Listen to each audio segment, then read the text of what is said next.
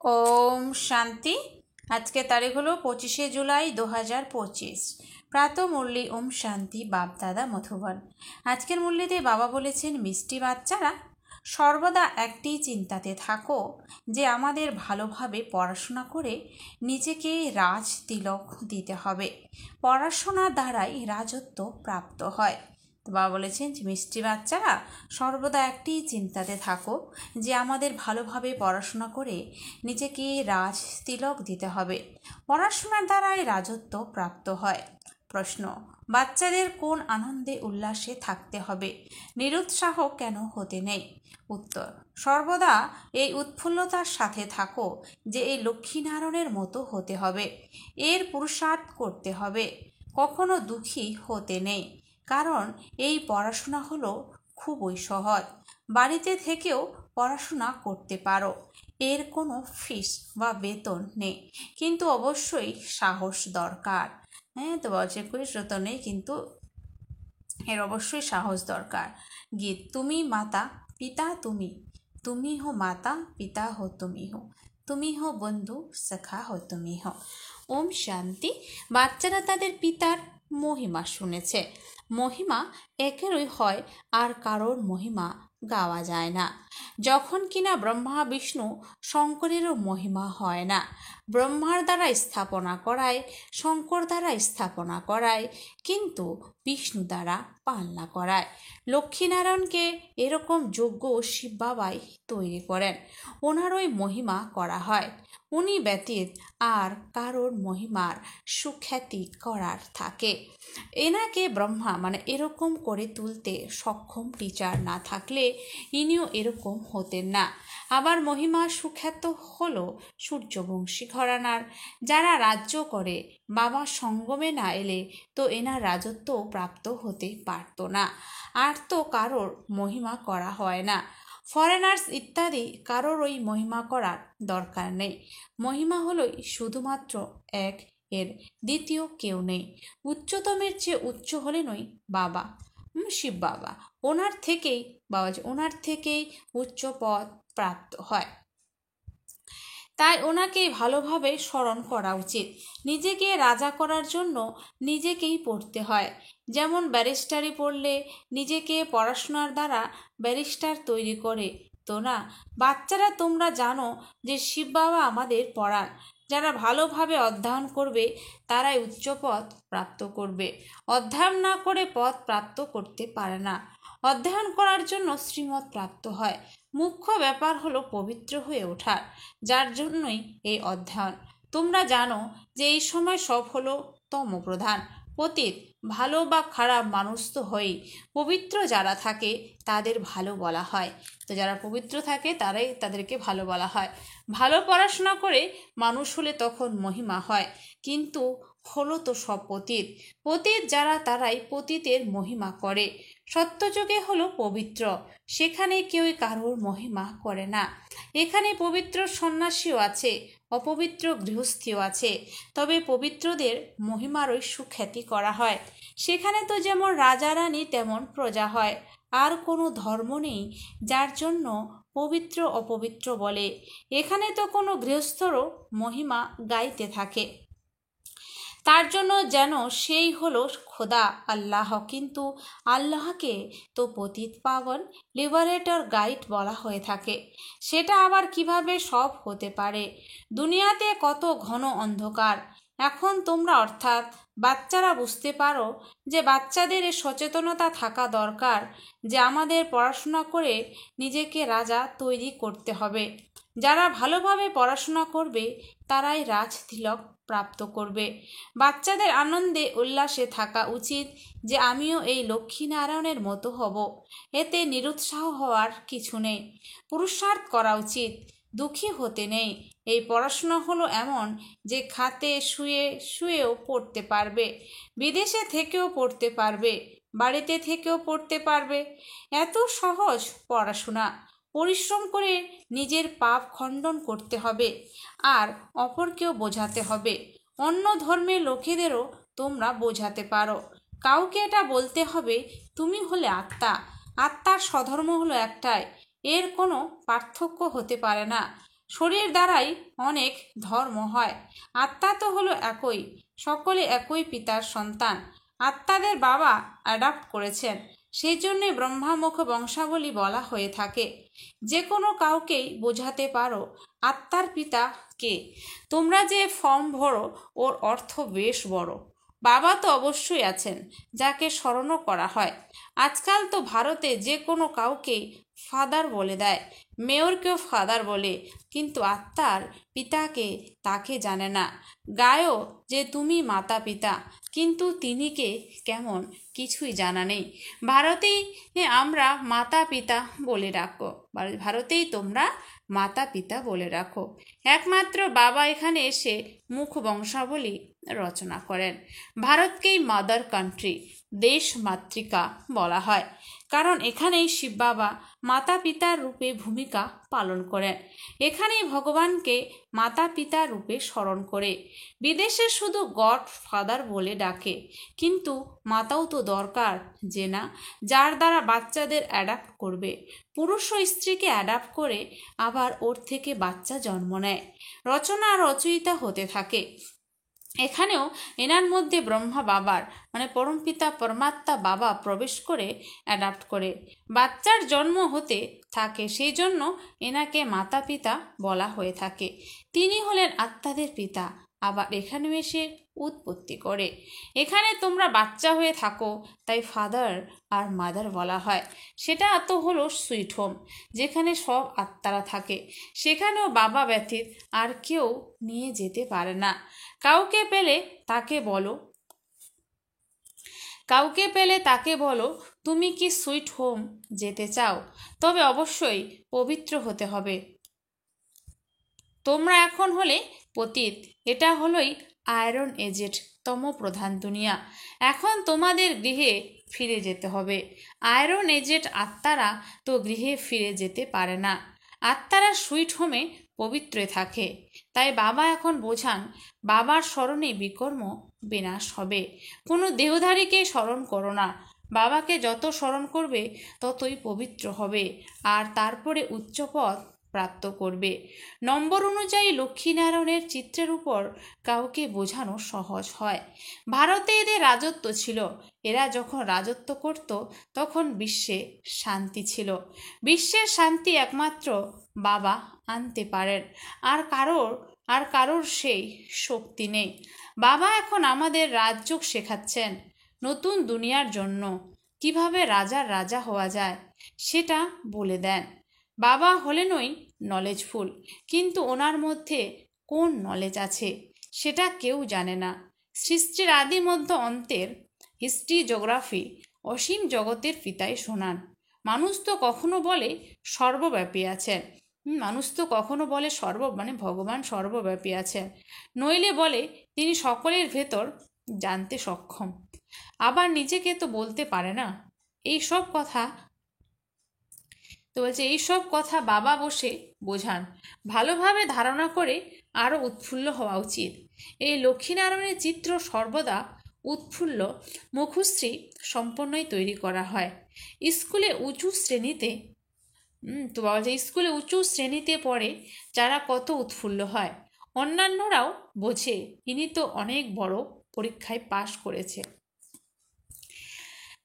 এটা তো অনেক উচ্চমানের অধ্যয়ন। কি বাজে ফি বেতন ইত্যাদির কোনো বেতন ইত্যাদির কোনো ব্যাপার নেই, শুধু সাহসের ব্যাপার। নিজেকে আত্মা মনে করে বাবাকে স্মরণ করতে হবে, এতেই মায়া বিঘ্ন সৃষ্টি করে। বাবা বলেন পবিত্র হও, বাবার কাছে প্রতিজ্ঞা করে আমার মুখ কালো করে দেয়। মায়া খুবই জোরালো, ফেল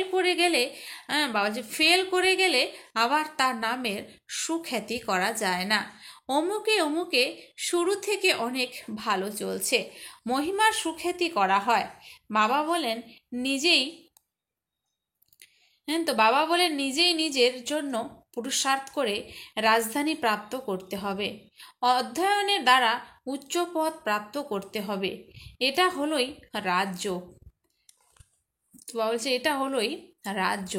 প্রজাযোগ নয়। কিন্তু প্রজাও তো হবে, যে না, মুখমণ্ডল আর অধ্যয়ন দেখে বুঝতে পারা যায় যে এই ব্যক্তি কি হওয়ার যোগ্য। বাড়িতে স্টুডেন্টের চাল চলন দ্বারা বুঝতে পারা যায় এ ফার্স্ট নম্বরে, এ থার্ড নম্বরে আসবে। এখানেও সেরকম। অন্তিমকালে যখন পরীক্ষা সম্পূর্ণ হবে তোমাদের তখন সব সাক্ষাৎকার হবে। সাক্ষাৎকার হতে দেরি হয় না, তবুও লজ্জা হবে। আমি পাস করতে পারলাম না। পাস করতে না পারা লোকেদের কে ভালোবাসে? মানুষ বায়োস্কোপ দেখে খুশির অনুভব করে। তা মানুষ কী করে? বায়োস্কোপ দেখে তাদেরকে খুশির অনুভব করে। 1 নম্বরে ঘৃণ্য করে তোলে এই বায়োস্কোপ। ওখানে যারা যায় অনেকে ফেল করে নিচে নেমে গেছে। কোনো কোনো ফিমেল স্ত্রীলোক এমনও আছে যে বায়োস্কোপ না গেলে ঘুম আসে না। যারা বায়োস্কোপ দেখে তারা অবশ্যই অপবিত্র হওয়ার পুরুষার্থ করে। এখানে যা কিছু হচ্ছে, যাকে মানুষ খুশি মনে করবে, সে সব হলো দুঃখের জন্য। এটা হলো অবিনাশী খুশি। এটা হলো অবিনাশী খুশি। অবিনাশী খুশি অবিনাশী পিতার থেকেই প্রাপ্ত হয়। তোমরা বুঝতে পারো যে বাবা আমাদের এই লক্ষ্মীনারায়ণের মতো করে তৈরি করেন। এরকম তো পূর্বে 21 জন্মের জন্য লেখা হতো। বাবা এখন লেখেন 50-60 জন্ম। কারণ দাপুরেও তো প্রথমে খুবই ধনবান সুখী থাকো যে না। যদি পতিত হয়েও থাকো তবুও ধন অনেক থাকে। এত যখন একদম তমপ্রধান হয়ে যাও তখন দুঃখ শুরু হয়। প্রথমে তো সুখী থাকো, যখন অনেক দুঃখী হও তখন বাবা আসেন। অজামিনের মতো মহাপাপীরও উদ্ধার করেন। বাবা বলেন আমি সকলকে নিয়ে যাব মুক্তিধামে। আবার সত্যযুগে রাজত্ব তোমাদের দিই। সকলেরই তো কল্যাণ হয় যে না। সবাইকে নিজের ঠিকানায় পৌঁছে দেওয়া হয়, শান্তিতে বা সুখে। সত্যযুগে সবার সুখ থাকে, শান্তিধামেও সুখী থাকে বলে বিশ্বে শান্তি হোক। বলো যে যখন এই লক্ষ্মীনারায়ণের রাজ্য ছিল তখন বিশ্বে শান্তি ছিল। দুঃখের কিছু হওয়ার মতো ছিলই না। না দুঃখ না অশান্তি। এখানে তো বাড়ি বাড়ি অশান্তি আছে, দেশে দেশে অশান্তি আছে, সমগ্র বিশ্বেই অশান্তি আছে। কত টুকরো টুকরো হয়ে পড়ে আছে, কত ফ্যাকশন আছে। 100 মাইলের বেশি হলেই ভাষা আলাদা হয়ে যায়। এখন বলে ভারতের প্রাচীন ভাষা হলো সংস্কৃত। এখন কারোর আদি সনাতন ধর্মের ব্যাপারেই জানা নেই, তো আর কিভাবে বলবে এটা হলো প্রাচীন ভাষা? তোমরা বলতে পারো আদি সনাতন দেবী দেবতা ধর্ম কবে ছিল? তোমাদের মধ্যেও নম্বর অনুযায়ী থাকে। কেউ তো ডাল হেড ও মোটা বুদ্ধির হয়, দেখতেও লাগে এ যেন পাথর বুদ্ধি সম্পন্ন। অজ্ঞানকালেও বলে যে না হে ভগবান, এ তালা খোলো। বাবা তোমাদের সব বাচ্চাদের জ্ঞানের আলোক প্রদান করেন, এতে তালা খোলে। তবুও কারোর বুদ্ধি খুলেই না। বলে যে বাবা আপনি হলেন বুদ্ধিমানের বুদ্ধি, আমাদের স্বামীর বুদ্ধির তালা খোলো। বাবা বলেন এই জন্য কি আর আমি এসেছি যে বসে বসে এক একজনের বুদ্ধির তালা খুলব? তবে তো সবার বুদ্ধি খুলে যাবে, সবাই মহারাজা মহারানী হয়ে যাবে। আমি কি করে সকলের বুদ্ধির তালা খুলতে পারি? ওদের সত্যযুগে আসতেই হবে না, তো কি করে বুদ্ধির তালা খুলব? ড্রামা অনুসারে সময় অনুসারেই ওদের বুদ্ধির তালা খুলবে। আমি কি করে খুলব? ড্রামার উপরেও তো আছে যে না সবাই কি আর সম্পূর্ণ পাশ করবে? স্কুলেও নম্বর অনুযায়ী হয়, এটাও হলো অধ্যয়ন। প্রজা তৈরি হয়, সকলের তালা খুলে গেলে তবে প্রজা কোথার থেকে আসবে? এটা তো রীতি নয়। বাচ্চারা তোমাদের পুরুষার্থ করতে হবে। প্রত্যেকের পুরুষার্থ থেকে জানতে পারা যায়। যারা ভালোভাবে অধ্যয়ন করবে তাদের এখানে ওখানে ডাকা হয়। বাবা জানেন যে কারা ভালোভাবে সার্ভিস করে। বাচ্চাদের ভালোভাবে অধ্যয়ন করা উচিত। ভালোভাবে অধ্যয়ন করলে বাড়ি নিয়ে যাব, আবার স্বর্গে পাঠিয়ে দেব। না হলে খুব কড়া শাস্তি, পথ ভ্রষ্ট হয়ে যাবে। স্টুডেন্টের কাছে টিচারের শো বের করা উচিত। গোল্ডেন এজে পারস বুদ্ধি সম্পন্ন ছিলে, এখন হলো আয়রন এজ। তাই এখানে গোল্ডেন এজ বুদ্ধি কি হতে হ্যাঁ গোল্ডেন এজ বুদ্ধি কি করে হতে পারে? বিশ্বে শান্তি ছিল যখন এক রাজ্য এক ধর্ম ছিল। তোমরা সংবাদপত্রেও দিতে পারো যে ভারতে যখন এদের রাজ্য ছিল তো বিশ্বের শান্তি ছিল। শেষ পর্যন্ত বুঝবে অবশ্যই তোমাদের অর্থাৎ বাচ্চাদের নাম উজ্জ্বল হওয়া উচিত। ওই পড়াশোনাতে কত বইপত্র ইত্যাদি পড়তে হয়, এখানে তো কিছুই নেই। এই পড়াশোনা হলো একদম সোজা। এছাড়া স্মরণে ভালো ভালো মহারথীও ফেল করে। স্মরণের ধার না থাকলে জ্ঞানের তলোয়ার চলে না। অনেক স্মরণ করলে তবে ধারালো হবে। যদি বন্ধনেও থাকে আর স্মরণও করতে থাকে, ওতেও অনেক লাভ আছে। বন্ধনও আছে, স্মরণও করে তাতেও অনেক লাভ। কখনো বাবাকে দেখেও নি আর তার স্মরণে যদি প্রাণ ত্যাগ করে, সেক্ষেত্রেও খুব ভালো পথ পেতে পারে। কারণ অনেক স্মরণ করে বাবার স্মরণে প্রেমের অশ্রু হয়ে যায়, বাবার স্মরণে প্রেমের অশ্রু হয়ে যায়। সে অশ্রু মুক্তোর দানা হয়ে যায়, সে অশ্রু মুক্তোর দানা হয়ে যায়। আচ্ছা, মিষ্টি মিষ্টি হারানিধি বাচ্চাদের প্রতি মাতা পিতা বাপদাদার স্নেহ সুমন আর সুপ্রভাত। আত্মাদের পিতা তার আত্মারূপী বাচ্চাদেরকে জানাচ্ছেন নমস্কার। আমরা সমস্ত আত্মারূপী বাচ্চারা জানাই মাতা পিতা বাপদাদাকে স্নেহ সুমন আর নমস্কার। ধারণার জন্য মুখ্য সার। 1 নাম্বার, নিজের জন্য নিজেই পুরুষার্থ করে উচ্চ পদ প্রাপ্ত করতে হবে। নিজের জন্য নিজে পুরুষার্থ করে উচ্চ পদ প্রাপ্ত করতে হবে। পড়াশোনার দ্বারা নিজেকে রাজতিলক দিতে হবে। তো বলছে পড়াশোনার দ্বারা নিজেকে রাজতিলক দিতে হবে। জ্ঞানকে ভালোভাবে ধারণ করে সর্বদা উৎফুল্ল থাকতে হবে। জ্ঞানকে ভালোভাবে ধারণ করে সর্বদা উৎফুল্ল থাকতে হবে। 2, জ্ঞানের তলোয়ারে স্মরণের ধার ভরতে হবে। জ্ঞানের তলোয়ারে স্মরণের ধার ভরতে হবে। স্মরণের দ্বারাই বন্ধন খণ্ডন করতে হবে। স্মরণের দ্বারাই বন্ধন খণ্ডন করতে হবে। কখনই ঘৃণ্য বায়স্কোপ দেখে নিজের সংকল্পকে অপবিত্র করতে নেই। তো বলছে কখনই ঘৃণ্য বায়স্কোপ দেখে নিজের সংকল্পকে অপবিত্র করতে নেই।